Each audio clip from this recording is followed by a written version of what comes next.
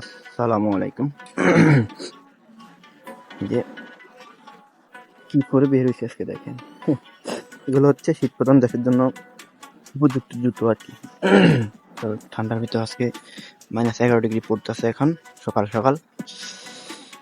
এখন এই যে কাজের জন্য রওনা হলাম।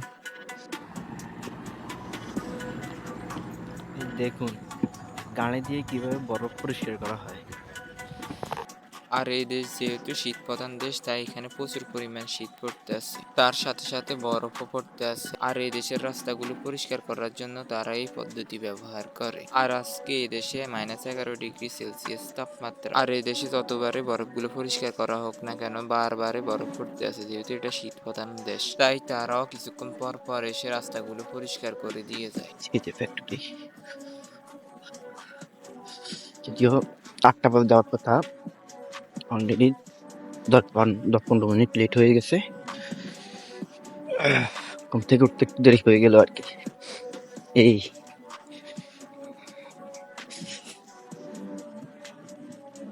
আর এখন আমি চলে আসলাম কারখানার ভিতরে। আর কারখানার ভিতরেও কিন্তু ওরকম বেশি শীত লাগে না, কেননা কারখানার ভিতরে আমরা যেহেতু কাজ করি, তাই আমাদের কাছে তখন আর শীত লাগে না। আর এখন আপনাদেরকে আমি দেখাবো আমরা যে প্লাস্টিকের মগগুলো তৈরি করি, তারপরেও অতিরিক্ত যে অংশটা থেকে যায় সেটা দিয়ে আমরা কি করি।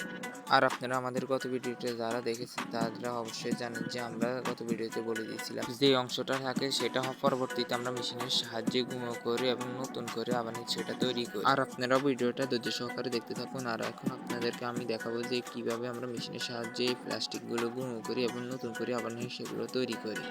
আর তার আগে আমি প্লাস্টিকগুলোকে সুন্দর করে গুছিয়ে নিতে হবে, তাই আমি সবগুলো প্লাস্টিককে সুন্দর করে গুছিয়ে নিতে আসি। আর যারা আপনারা এখনো আমাদের ইউটিউব চ্যানেলটাকে সাবস্ক্রাইব করেননি তারা অবশ্যই সাবস্ক্রাইব করে দিবেন। আর যারা আমাদের ফেসবুক পেজ থেকে ভিডিওটা দেখতে পাইতেছে, এখনো ফেসবুক পেজটাকে ফলো করেননি তারা অবশ্যই ফলো করে দিয়ে পাশে থাকবেন। আর এদিকে চলে আসলাম যে মেশিনটার সাহায্যে আমি এই প্লাস্টিকগুলো গুঁড়ো করবো সেই মেশিনের সামনে। আর এখন আমাকে এই প্লাস্টিকগুলোকে মেশিনের ভিতরে ঢুকিয়ে দিতে হবে। আর ঢুকিয়ে দিলে এই প্লাস্টিকগুলো গুঁড়ো গুঁড়ো হয়ে যাবে। আর তার আগে আমাকে এই প্লাস্টিকের অংশগুলোকে আগে মেশিনের সামনে এনে রাখতে হবে, যার ফলে আমি তাড়াতাড়ি করে এগুলোকে গুঁড়ো করতে পারি। তাই আমি সবগুলো প্লাস্টিককে একত্র করে এক জায়গায় রাখতে আসি, যাতে আমার কাজগুলো করতে সহজ হয়ে যায়। আর এখন আমি সবগুলো প্লাস্টিককে এক এক করে মেশিনের ভিতরে ঢুকিয়ে দিব, যাতে করে এগুলো সহজে গুঁড়ো গুঁড়ো হতে যায়। আর আপনাদের কাছে আমাদের ভিডিওগুলো কিরকম লাগে সেটা অবশ্যই কমেন্ট করে জানিয়ে দিবেন, এবং কে কোন জায়গা থেকে দেখতে পাচ্ছেন আমাদের ভিডিওগুলো সেটা অবশ্যই কমেন্ট করে জানিয়ে দিবেন। আর আপনাদেরকে আমরা গত ভিডিওতে বলছিলাম যে আপনাদের জন্য আমরা একটা কুইজের প্রতিযোগিতা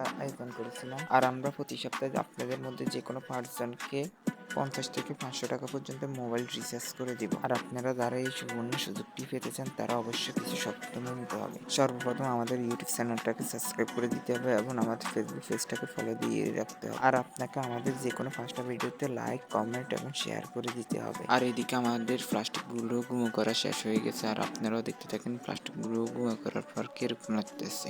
আর প্লাস্টিকের গুঁড়োগুলোকে আমরা এই মেশিনের সাহায্যে বের করবো, কেননা এই মেশিনের সাহায্যে বের করলে আমাদের সহজে বস্তার মধ্যে সহজ হবে।